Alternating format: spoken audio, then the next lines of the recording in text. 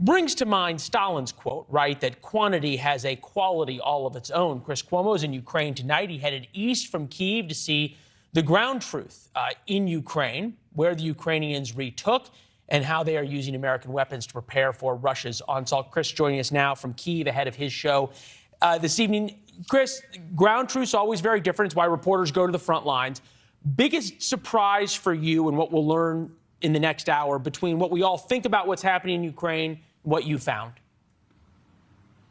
That there is no if about an upstaged Russian offensive. It's right now. It's happening. As one of my producers suggested, the eastern part of Ukraine is in the mouth of the monster. And it is very clear that Russia is not just targeting infrastructure, is not hunting Nazis. They are killing people wherever they can find them, where they live, where they go to school. And it is apocalyptic what's going on in the Bakhmut region that we went to that is now closed to journalists. And frankly, there aren't even a lot of Ukraine military movements going on because of the intensity of the fighting. I wanted to play a quick clip from your crew that was out there. Take a look. You can smell it. You can hear it.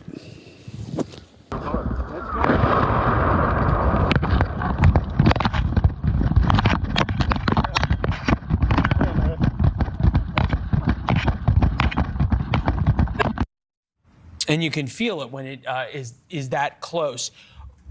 How long can Ukraine hold out in this? In terms of passion of purpose, maybe indefinitely. I've never seen a people come together and have more of a unified sense of being in one direction until the end. It's difficult to find a Ukrainian who sees an alternative to victory because the only alternative in their minds is disappearing. So resolve is there, and that's good. Equipment, that's the question. And I know that can be confusing for people because of all the billions that have been spent by the United States and then secondarily Germany, and then once you fall off a lot, the other allies.